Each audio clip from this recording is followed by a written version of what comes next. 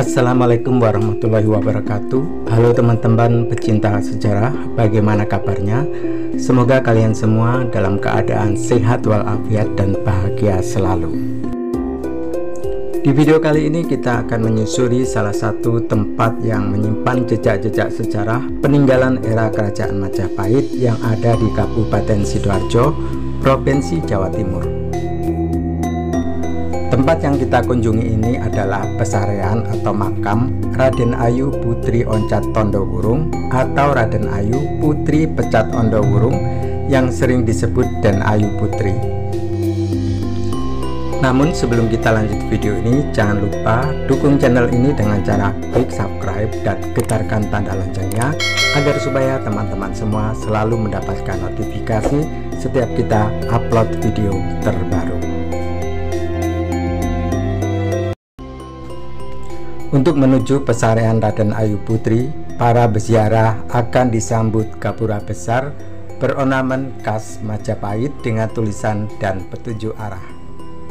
Saat akan memasuki lokasi area pendopo pesarean, Anda akan disambut dua patung singa dan dua pohon beringin yang besar.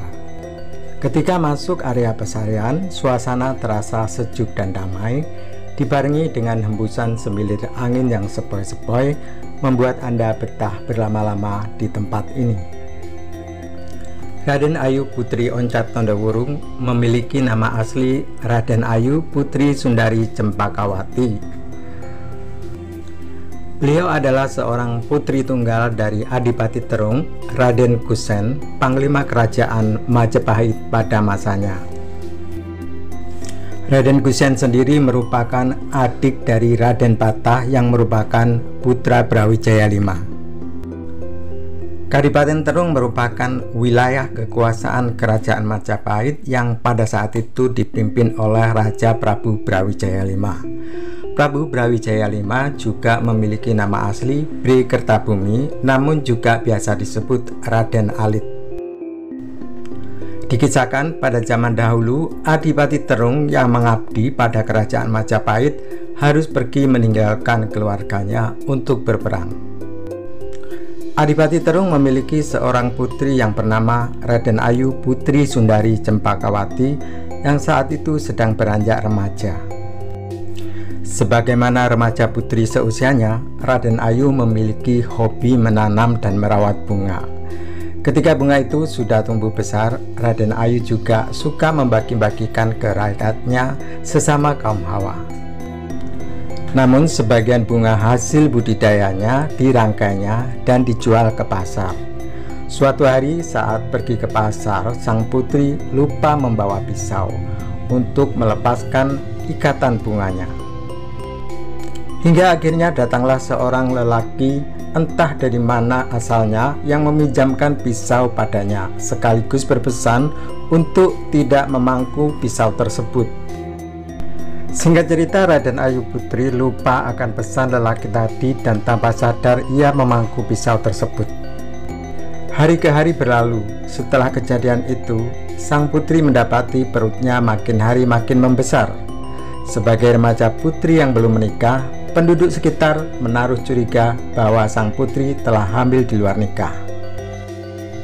Kabar buruk tersebut terdengar ke telinga Adipati Terung yang sedang berperang, hingga memutuskan kembali menemui sang putri dengan kemarahan yang memuncak.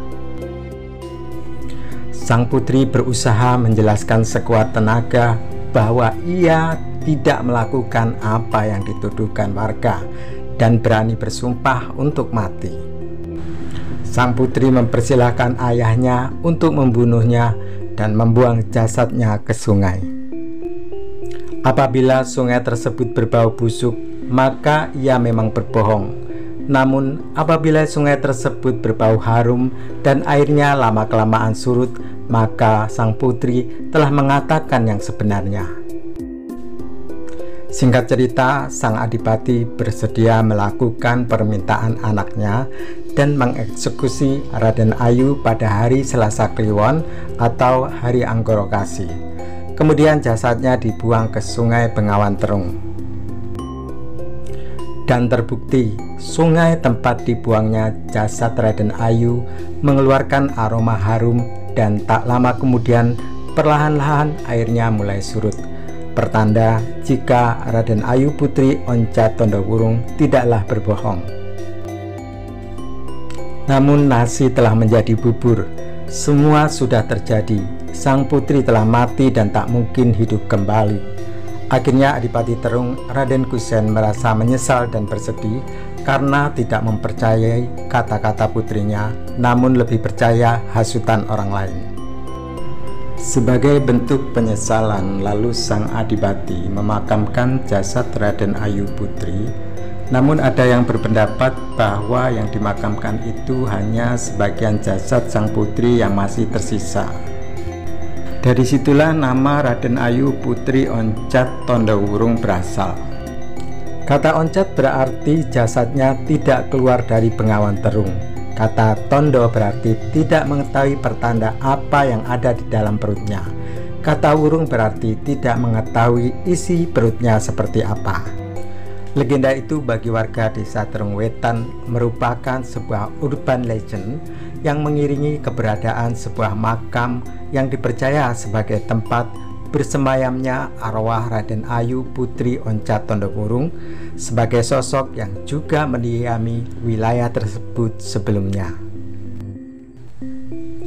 Dari cerita itulah pesarian Raden Ayu Putri Onca Tondowurung menjadi tempat ziarah khususnya bagi kaum Hawa.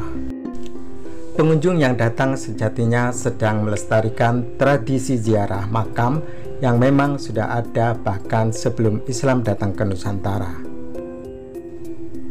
Warga setempat menyebut tradisi ini dengan sebutan tradisi Sowan dan Ayu.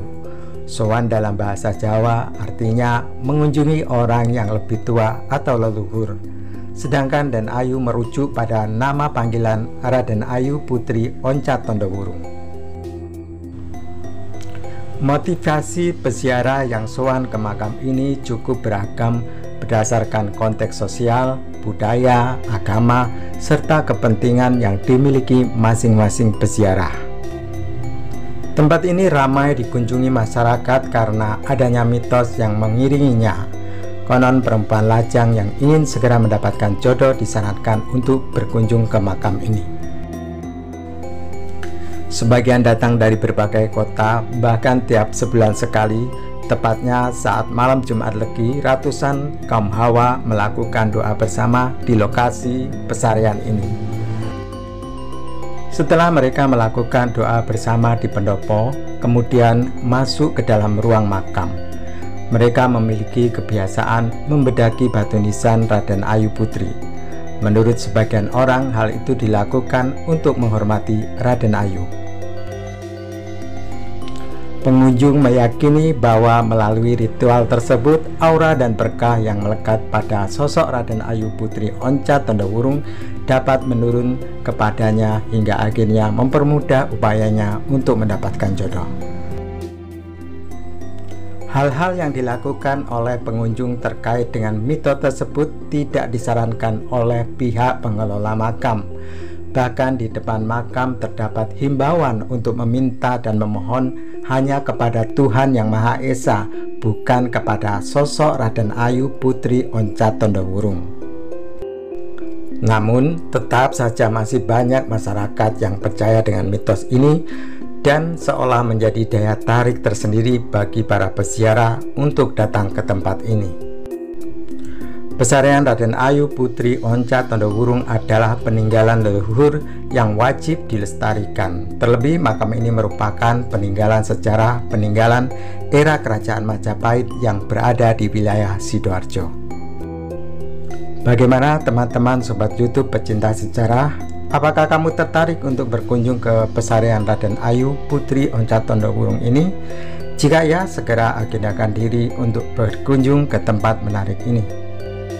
Terima kasih sudah menonton video ini hingga selesai. Mohon maaf jika ada informasi yang keliru. Jangan lupa dukung channel ini dengan cara klik subscribe agar kami terus bersemangat untuk membuat video-video menarik lainnya. Sampai jumpa di video selanjutnya dan saya akhiri. Wassalamualaikum warahmatullahi wabarakatuh. Sugeng Rahayu, sugeng seduluran, sak lawase.